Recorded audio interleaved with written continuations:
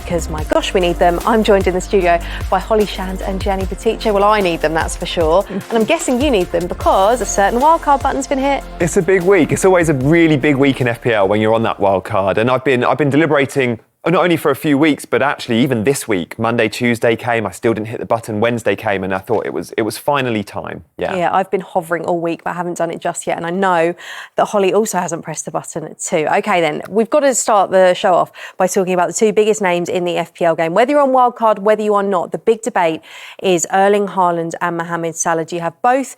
Do you have one? Do you have none of them? Holly? It's a really difficult situation. At the moment, I've got both of them in my team because I'm just not brave enough to go without Salah.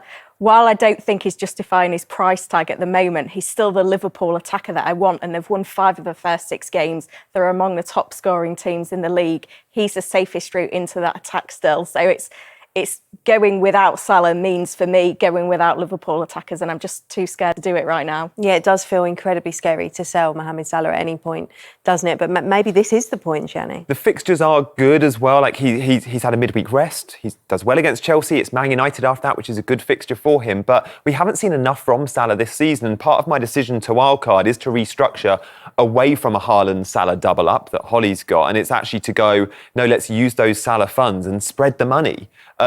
If you're not going to captain Salah each week, 14.5 million is a huge amount to spend. And it feels like Haaland's that set and forget captain at the moment. And I want to spread those Salah funds. So my decision to wildcard, a lot of that came down to ditching Mo Salah. Okay, so both of us, myself and Holly, have got both Haaland and Salah. You're going to go with just Erling Haaland. Let's take a look at the stats to compare the two and their season so far. And I mean, Holly, when you look at that, it's understandable, isn't it, why people are desperate to have Erling Haaland and maybe why our priorities have shifted towards him. Exactly. Haaland's underlying numbers are so incredibly high that you know that the high attacking returns that he's getting at the moment are sustainable. Whereas you look at Salah and the nature of those attacking returns that he's got as well, he's been quite fortunate. They've come quite late in the game. It doesn't feel like it's guaranteed. We feel lucky when we've got those returns from him, whereas Haaland, we can kind of have that blind faith that he is going to deliver, even if it was very late in the game last time around when I had him as triple captain. Yeah, all right, don't bring that up. Both bring it up because I didn't do it in the end. So yes, I know it was silly.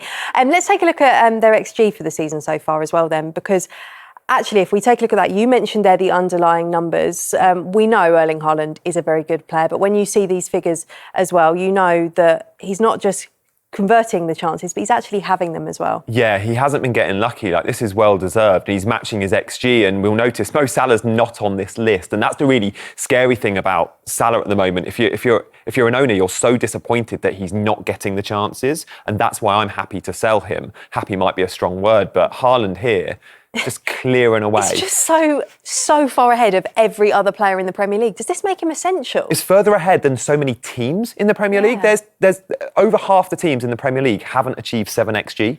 He's achieved 7xG alone, which blows my mind. Like, you have to own Haaland right now. Yeah. And there's no penalties in there as well. That's the 8 goals already without penalties is absolutely remarkable. And if you consider his Champions League goals as well, and the fact that he scored a hatful when he was away in the last international break too, and City's fixtures are really good too. Is he essential? I think this is the best Erling Haaland we've ever seen. Pep Guardiola said it, I would argue, like, the numbers aren't quite... We've seen other phases where his numbers have been slightly better. But in terms of eye test, there's an edge to Haaland's game this season. He's slightly more aggressive. His work rate feels slightly higher. He seems a little bit hungrier. Maybe he's been burnt. Last season, he didn't even win the Golden Boot. He was 3rd in that race. He wants to put that right. He wants Man City to be winning the league again. Haaland is hungrier than ever, and the fixtures are there for him. If we take a look at those fixtures, obviously the next two are nice, and that's why people are targeting him right now. But would you back him to even continue that form when the fixtures do get a little bit trickier, when we go from Gameweek 9 to Gameweek 12? Yeah, the fixtures aren't maybe as good as we think they are on paper. Like, even next week, Everton at home, I do like Salah as a captain option for Manchester United at home.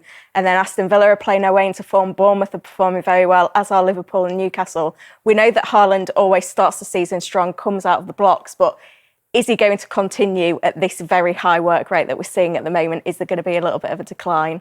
Just quickly to finish this, we know which way Gianni's going. You haven't wildcarded next. I'm guessing you will in the next few weeks. Is that the plan? I could play it game week 8. I'm keeping my options open at the minute. And do you think you'll end up going towards just a Haaland model? I do feel like I'm kind of a little bit stuck in my team at the moment with the current structure. I can't get to an Arsenal defender, for example. Same. So it might need a wild card to achieve that. Salah and Haaland restricts you guys. It restricts you not being able to get Don't those try and Arsenal persuade us to players. wildcard. I don't have time for that this week. Okay, then let's take a look at our captaincy poll now for this week. There's plenty of options to go with. You've got the likes of Gyökeres, Bruno Fernandes and Antoine Semenyo, all with lovely home fixtures. And the two we've just talked about, Erling Haaland at Brentford and Mohamed Salah playing Chelsea. Scan the QR code to get to your vote in and we'll check in on it later in the programme. Okay, then it is time to talk about a man a lot of people are talking about and selling, actually. Chelsea forward Joao Pedro. At one point this season, he felt like a must-own asset, particularly after his Club World Cup and the way he started life at Chelsea. But just one return in his past three, which was against Brentford in Gameweek 4. You're a Chelsea fan as well, Gianni. Are you worried? Yeah, to the point where I was looking to possibly drop him on wildcard. I haven't seen enough from him in the last few weeks. I think Chelsea's attack in general has been struggling. And we've seen an XG of 0.15 in 3 games. Only 1 shot in 3 games. That's not good enough numbers to keep him. However, he got sent off in the Champions League, which means he's now got a suspension in the Champions League. So his Premier League minutes now have gone up a little bit. He's also not been called up for the Brazil squad because of this ongoing injury he's got. So I think he's fit to play this weekend, but he's not going to go to Japan and Korea with Brazil. So come game week 8, that early kickoff versus Nottingham Forest, whilst previously I was worried about him making that game, now he'll be fine. He's not it's always a Brazil. worry, isn't it, when he's away with Brazil? No Brazil trip, Champions League suspension. These games that we're seeing on screen now look really good for him. He should be fresh. So he's back in the wildcard But draft. you said that he should be fresh. Are you not concerned about this niggly injury? I think if it was bad, it would rule him out completely. He's still been managing it and he's still featured in the Champions League. He was pictured in training yesterday, should be fine this weekend. So I think the 2-week rest will do him well, and that's probably all he needs.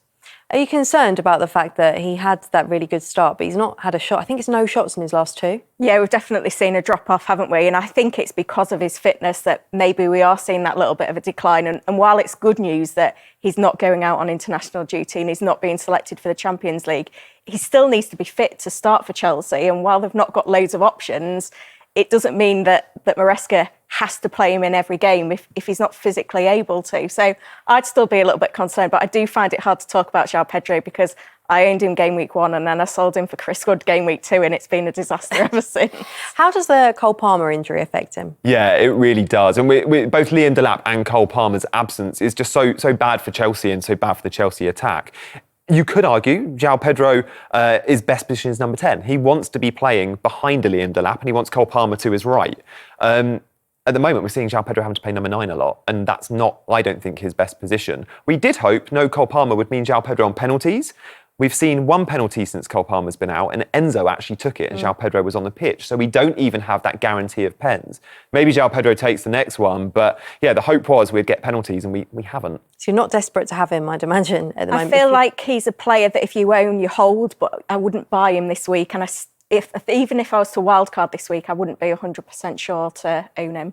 OK, well, next up, we're going to focus on Arsenal and what a week it's been for them. A huge win against Newcastle and a win in the Champions League on Wednesday. It feels like at the moment it's virtually essential, isn't it, to have an Arsenal player? Yeah, or 2 or even 3. I think they're that good in terms of the fixture ticker long term. Arsenal are top. They've got the best run. I think we'll be looking at the Premier League table in a month's time and thinking, Arsenal are top and the fixtures they've had have been brilliant. So throughout their squad, there's so many good FPL options. I think the big question for me is it double defence or double attack? This surely says to you double defence, doesn't it? Probably should do. Yeah, I agree. I was quite surprised actually when I went and had a look at the stats to see that it was the defenders absolutely dominating here and Gyökeres, who is a big target for this week, right down there in the pecking order. But I think the fact that they've been so consistent defensively to start the season with that tough opening run of games, I think they are going to be a defence to target. They've conceded just 3 big chances on their goal. They've conceded just 3 goals, 3 clean sheets with those opening 6 fixtures is really impressive. So for me, if I was to buy an Arsenal player this week, I'd be prioritising getting a defender in over an attacker because... But who is the best defender though? I think it's Gabriel. I think it's Gabriel for the set piece threat. We know they look for him. We saw that late goal versus Newcastle. That goal for Gabriel, it's a 9-point goal. It's 6 for the goal and guaranteed 3 bonus when he gets it. And we know West Ham, vulnerable defending set pieces, Gabriel will be the target. So he's clearing away the option for me and a little bit more expensive than a Timber and a Calafiori. I was going to say, could you go a little bit cheaper cheaper in terms of value for money? Is there value elsewhere? I mean, I worry about rotation in those Arsenal fullback slots because we saw at the start of the season the demand on the schedule wasn't there for Arsenal, certainly no midweeks in August, but it's just going to get busier and busier with those Champions League midweeks. So we could see more rotation in those fullback slots. So I think if you were to double up, probably on a wildcard, you could get Raya in and do the double up with Gabriel. That's the way I'd go on wildcard. But using transfers, Gabriel, I don't know if I'd double up if I was using free transfers this week. What about Victor Gyökeres then? Their big summer signing, the number 9 that Arsenal fans have wanted for so long. He scored in his last 3 in the league at home. Have you seen enough to want to invest? I think I have. He's currently in my team. Arteta's praised him. He's praised his work rate. He said he's great for the team. We know he's getting sets of 90. He's not getting the early substitutions now. He needs a goal, quite clearly. We saw he got them against Leeds, he got them against Forest, and it feels like Gyökeres is going to be a bit of a flat-track bully. When he plays middling or lower opposition, I expect him to get goals. In the really big games, maybe he struggles. But if we look back at his career, he's often got his big hauls against weaker opposition in that league. When we look at the Arsenal fixtures moving forward, he's playing a lot of those weaker teams. Flat-track bully status for Gyökeres, which is why I absolutely feel like I need him in my team, given the fixtures. Yeah, he does feel like at 9 million. It felt like a conversation last week of do you go Isak, do you go Gyökeres? Of course, Watkins scored last week as well. And what about Bukayo Saka? He's a little bit of an enigma this season because obviously he's been disrupted with injury, but we've only seen the one attacking return so far. We believe that Gyökeres is more likely to take the next penalty as well. So it does diminish Saka's appeal. We're also seeing Declan Rice taking more corners than Saka this season, certainly taking the free kicks as well. So those routes to points for Saka are getting smaller, but he has got that connection with Gyökeres that could come to the fore. It does also feel like he's down at 9.8 at the moment. The moment he scores, that price is just going to go up, isn't it? Because everyone's going to kind of want to bring him into their team. And so you want to get ahead of the curve, but... Where is the curve? I'm excited to get ahead of the curve on this one. He under 10% owned, Saka, for what he offers. He's a talisman in this team. He didn't start in the week, which was really good for me. I was thinking if he plays 90 in the week, maybe I don't put him in this weekend. But seeing him come and get that 20-minute cameo and straight away comes off the bench, puts it on a plate, I think it was for Odegaard, who missed a big chance. Then he goes and scores a goal. It was a brilliant cameo from Saka, who looks really sharp. And Madueke as well, that could help. Does that kind of make you feel a bit better about him? Yeah, like Arteta's so reliant on Saka, but he's got to be careful as well. He's got to manage that injury. Hopefully he doesn't get too many minutes in the international break and he's ready to go again game week 8. But I think we know the ceiling Saka offers, and I think it's probably the highest ceiling within the Arsenal team, which is why I'm going with both him and Gyökeres. Okay, are you scared not of Arsenal? Because I am. Yeah, I mean, I'd rather get Gyökeres than Saka, but I've not got a route to either of them at the moment. We're going to be behind this sofa this weekend, I think, Holly. OK, then, time for us to take a quick break now. But before then, here's a reminder to get involved in Fantasy Challenge. This week, it's double points for clean sheets. The link is on the bottom of your screen. And stick around for part 2, as we're going to be looking at Gianni's wildcard. See you in a couple of minutes.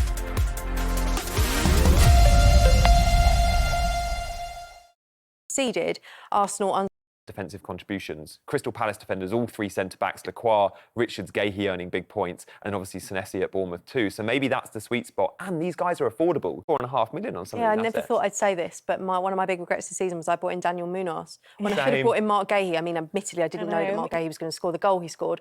But the DEFCON means you can go for the cheaper options in teams. Yeah, you look at Munoz, he's the lowest scoring of the entire Crystal Palace defence so far this season. I went for Chris Richards game week 1, and he's basically been my favourite player this season because he's just been so consistent with those defensive contribution points. But yeah, Mark Gahey as well now is an option. And you could even double up on that Palace defence, how consistent they are at the moment. Yeah, you could indeed. What a season they're having. 19 matches, is it unbeaten now? What a season, and last season they were having. OK, then, it is time now to get our guests 1 week punts, some less heralded players who these guys think will do well in game week 7. Gianni, let's go with yours. Firstly, Anthony Gordon is your selection. Yeah, this is the one guy I haven't squeezed into my wildcard team, which we're about to see, but I would love him. 7.4 million. He's now on penalties, and we get new information every week, which helps our FPL picks. And this week it was, who's Newcastle's penalty taker? Well, they finally won a penalty. Gordon steps up, takes it. Woltemada's on the pitch. They get another penalty in the same game. Woltemada wants the ball, and Gordon says, no, I'm taking the second pen. So clear, Gordon's on penalties, scored them both. But he also faced the Nottingham Forest team this week, which is why he's such a good 1 week punt. Forest had the midweek fixture on Thursday night. We heard the boos there at the City ground. What do Ange Postecoglou defences do? They play the high line no matter what. Gordon's going to get so much joy in behind. I'm convinced he scores this weekend. Yeah, and he was named in the England squad as well. Holly, Yankuba Minteh's your selection, and he's someone that I know a lot of people are starting to look at. Yeah, and 3 attacking returns in the last 3 game weeks definitely helps him. And the fixture this week as well, away at Wolves, I think that's a really good fixture for him as well. I think there's certainly potential in terms of attacking returns from him. He's actually had a price drop already this season, so he's down at 5.9 million, and I think he's going to be one to watch. I mean, last time I recommended my punt of the week, it was Gordon, and he got a red card in game week 2, so fingers crossed things can only get better. We'd forgotten all that. You'll be hoping that Gordon doesn't get a red card this week as well if you've just... we haven't got a new team, have you? OK, then, talking of your team, let's see how everyone's teams are shaping up. Gianni, let's start with you. How set is this wildcard? Yeah, I'm pretty close. There might be 1 or 2 changes. Someone like an Anthony Gordon could very easily come in, but as things stand, Who would he come in for if he was to? I mean, Salah and Minter I've got there. In those 2 positions, and Reinders, in those 3 cheaper midfield slots, I could change things up and go Gordon and then maybe an enabler in there, like Josh King. So would you say in that midfield, your set ones are Saka, Semenyo, Reinders? Yeah. And the other 2 kind of up for grabs. Yeah, and I really want to pick Salah because he's great value, and Holly's just rightly said about Minter being so good. So maybe I have to go without Gordon, but I have got Newcastle cover there in goal, and Nick Pope I think is a brilliant option at 5 million. I think you save money there on Raya. I've still got the Arsenal defence covered with Gabriel, but it's double Arsenal attack. Saka and Gyökeres just for the ceiling. Double defence is probably the slightly more considered approach. But for chasing upside, I feel like Saka and Gyökeres over the next 4 or 5 fixtures could be the fun. Double defence is probably the slightly more considered approach. But for chasing upside, I feel like Saka and Gyökeres over the next 4 or 5 fixtures could be the fun. Talisman at Bournemouth, partnered there with Senesi from the same club. Rodon could be the best 4 million option at the back, or it could be Mukiele at Sunderland. I'm still unsure, and that could change. And then the front line of Haaland, João Pedro, absolutely set. I can't see Definitely a world Pedro in which I change that. Yeah, João Pedro and Gyökeres, I feel like that's absolutely set. I can't see Definitely a world Pedro in which I change well. that. Yeah, João Pedro was out for You mentioned Pedro then, and maybe a conversation that we could have in the Pedro earlier. Is this the best option if you really have had enough of João Pedro? Yeah, I think he could be at 6.5 million. I the Mateta pick, but I then also look at someone like an Ismaila Sarr in midfield and go, you could save $1 million, and Sarr could match Mateta. Effectively, they're playing up front together. Yes, very good point. Mateta's on pens though. True. And he's been called up to the France squad. Yeah. So, big step for him. Well, it's time for us to talk about captains next. Is it a case of just captain Haaland until something disastrous happens, like he's injured, suspended or something? Absolutely. He's just been so consistent. He's top for shots, he's top for XG, he's top for big chances. Brentford away, though, I don't think he's ever scored at the GTEC Community Stadium. And Brentford have just had that really good home win against Manchester United. So they will be high on confidence. So it's maybe not as golden a fixture as last weekend when we saw so many go triple captain at home to Burnley. We were talking about his remarkable form, but 3 double-digit hauls in 6 Premier League caps that we're seeing on the screen there is... Yeah. Just reinforces everything we've said. Yeah, I can't see away from that. Even against Monaco in the week, like goes and gets a brace. He's just playing to a different level this season. I mean, of course, there's other options. If you don't own a Haaland, someone like a Semenyo at home to Fulham, maybe the direction you go Friday in. night, I'm not ready. Yeah, true, the early kickoff. Salah's got a good fixture-ish. You could argue against Chelsea, the way they're defending. But yeah, I mean, you've got to go Haaland. The difference is Haaland feels like he has the fixture and the form. You could say the same about Semenyo, admittedly, but it's Erling Haaland, isn't it? Yeah, exactly that. Like, if you're spending that much money on him, you want to captain him. Let's take a look at them because of West Ham's form as well. Yeah, absolutely. I mean, we might see a new manager bounce for West Ham, so that's something that we need to bear in mind as well. By the way, it does say that it's away at West Ham. It is, of course, at home. But Gyökeres, because I was going to mention his home form as well, he's been better at home, hasn't he? That's where he scored those goals against Leeds and Nottingham Forest, it feels like the type of fixture that Gyökeres is going to step up for, and with penalties as well. I think Arsenal are definitely due one now. Will he be your vice? Yeah, I think he will. I think I'll probably go Saka, but I'll go within that fixture for sure. I mean, West Ham will be much better under Nuno. They'll keep way more clean sheets under Nuno as well than they did against under Potter. But I don't expect to see that straight away. And I think Arsenal is a really difficult challenge. But from game week 8 onwards, I actually quite like West Ham defending. They'll keep way more clean sheets under Nuno as well than they did against under Potter. But I don't expect to see that straight away. And I think Arsenal is a really difficult challenge. But from game week 8 onwards, I actually quite like West Ham defenders moving forward. But for captaincy, yeah, you can definitely consider an Arsenal attacker if you're not going Haaland. Okay, so if you weren't going with Haaland or someone didn't own Haaland, who would you tell them to captain? I'd go Bruno Fernandes this week, I think. Saka or Semenyo for me. Okay, all right. And so we haven't got long left of the programme. How set is that wild card? Yeah, I'm probably just that midfield slot, I think. Does Gordon make his way in? Maybe. I would love Anthony Gordon. And then I've got a question mark over my West Ham defender if I go Kilman or Diouf. But again, this is a minor detail on the bench of a wildcard. Well, the very best of luck. Enjoy those final few hours of tinkering. Guys, thank you so much for being in the studio with us. A reminder, it's a Friday night deadline, 6:30 p.m. UK time, ahead of AFC Bournemouth versus Fulham. As always, we wish you the very best of luck, and we'll see you same time, same place next week. Bye-bye, guys.